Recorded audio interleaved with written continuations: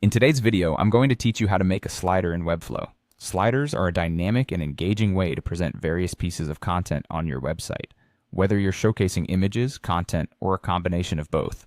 For those who are new to Webflow, fear not. It's a straightforward process that I'm going to guide you through step by step.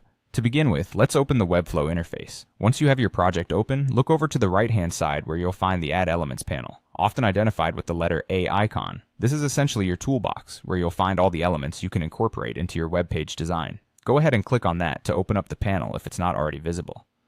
Now find the slider element in this list. This is what we're going to drag onto our page.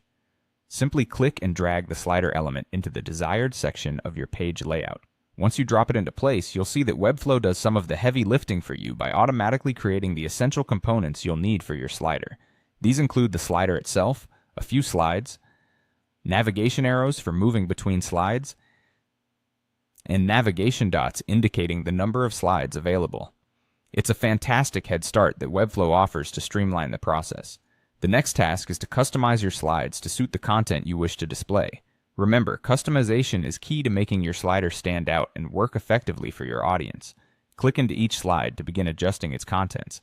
Webflow allows you flexibility here. Within each slide, you can add various types of content, such as images to capture attention, text to tell stories or convey messages, buttons for calls to action, and cards for compact information segments.